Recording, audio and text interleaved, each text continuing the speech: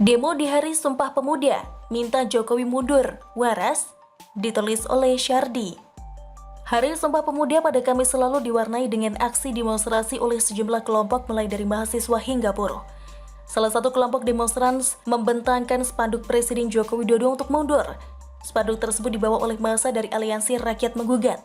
Di spanduk putih tersebut tertuliskan, Mose tidak percaya kepada DPR RI dan pemerintahan Jokowi Makruf, Jokowi mundur.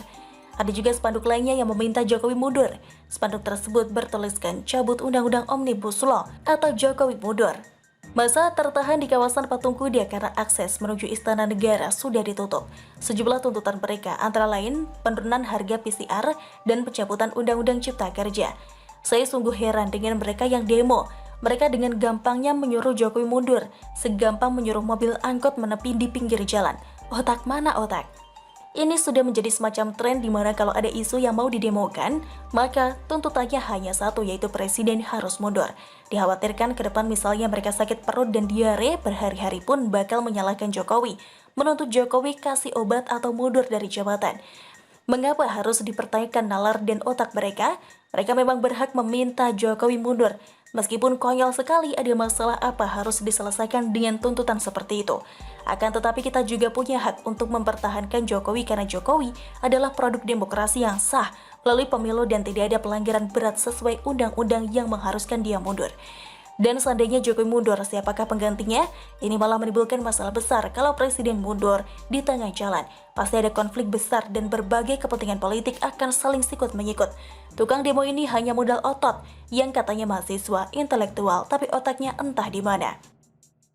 Pernahkah mereka berpikir bagaimana negara akan berada dalam kondisi bahaya tanpa presiden? Dan kalaupun digantikan oleh wakil presiden, apakah akan menyelesaikan masalah? Lihat saja negara-negara yang pemimpinnya lengser di tengah jalan, pasti bakal ribut dan kacau balau.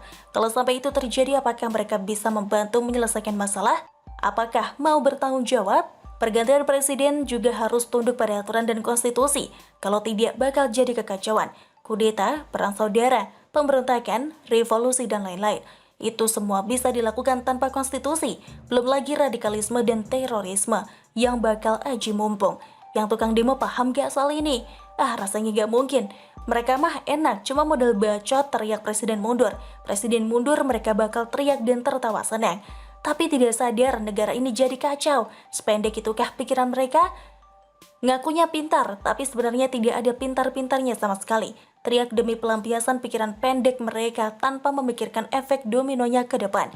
Kalau mereka paham prosedur dan administrasi tata kelola negara, pasti tidak akan buang waktu berdemo minta Jokowi mundur. Kecuali mungkin berharap nasi bungkus pakai telur mata sapi. Kalau menurut saya, kalau sudah bicara soal tuntutan Presiden Jokowi, maka polanya sama kayak dulu. Mungkin ada sisipan pesan dari kelompok tertentu bahwa politisnya sangat menyengat.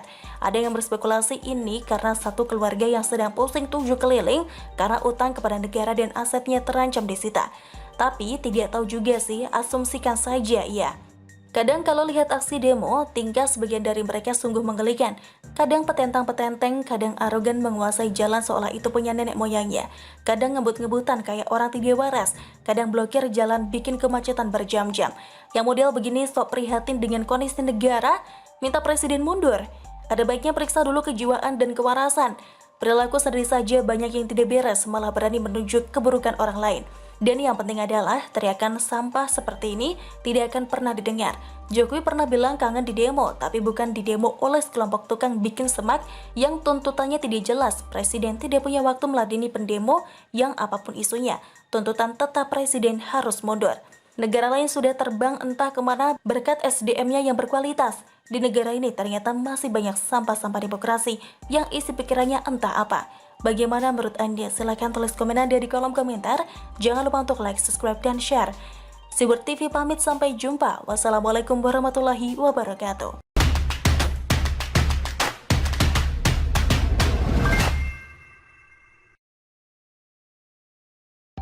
Anies bicara perpolitikan Indonesia yang kurang sehat.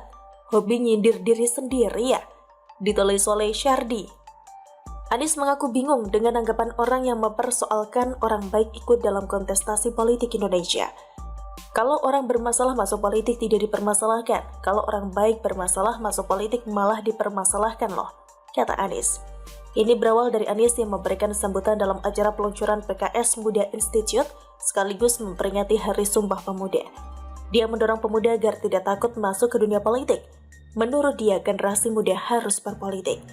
Menurut Anies, karena orang bermasalah masuk politik, tidak dipermasalahkan dan sebaliknya. Itulah makanya hal ini yang membuat perpolitikan Indonesia kurang sehat. Anies meminta pada masyarakat untuk tidak mempermasalahkan orang yang memiliki latar belakang yang positif. Kapan kita punya pasukan orang-orang baik di level politik, bila orang tidak bermasalah masuk politik dipermasalahkan, itu sering terjadi, kata Anies. Dia menilai akan lebih baik jika politik diisi oleh orang-orang yang tidak memiliki masalah dan berkapasitas intelektual. Justru orang-orang bermasalah di politik harus dipermasalahkan, bahwa sektor manapun ada pilihan-pilihan bersih. Pilihan yang tidak bersih baik di dunia bisnis maupun politik, terangnya. Ini Anies sebenarnya sedang mengatai dirinya sendiri kan? Orang bermasalah masuk politik, apakah itu termasuk di dalamnya orang yang sebenarnya tidak becus bekerja dan dipecat, tapi kemudian mencalonkan diri sebagai calon kepala daerah? Anies juga mengatakan kalau politik lebih baik diisi orang yang tidak bermasalah dan intelektual. Hahaha, Anies intelektual kah? Bisa jadi, tapi urusan kinerja bisa dilihat apa yang sudah dicapai selama 4 tahun dia menjabat. Dalam politik intelektual saja tidak cukup, tapi butuh keberanian untuk mengeksekusi rencana kerja. Lihat saja satu rektor penjilat yang katanya intelektual, tapi opini dan ocehannya banyak yang ngawur. Ada juga yang katanya profesor, tapi ucapannya hanya berupa pelampiasan dari sakit hati. Bicara soal perpolitikan yang tidak sehat, saya setuju dengan Anies.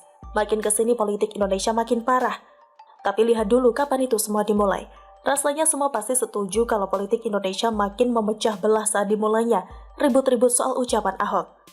Isu ini digoreng terus sampai besar. Kelompok sebelah menemukan momentum sangat bagus untuk menjungkalkan Ahok. Jurus ampuh lewat agama.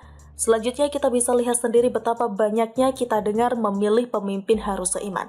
Haram kalau memilih sebaliknya, itu masih mending. Yang paling tidak termaafkan adalah politisasi jenazah. Jenazah tidak akan disolatkan. Azab dan neraka dipakai untuk menakut-nakuti pemilih. Surga diobral murah kayak kacang goreng. Siapa yang memulai politik kotor seperti itu? Bahkan setelah Pilkada DKI Jakarta, politisasi agama terus berlanjut. Karena sejatinya kelompok yang menggunakan cara ini merasa hebat dengan kemenangan di Pilkada DKI. Cara ini berlanjut ke Pilpres, politisasi agama malah makin gencar. Mumpung lawannya seiman, maka PKI pun diseret-seret sampai bangkit dari kubur.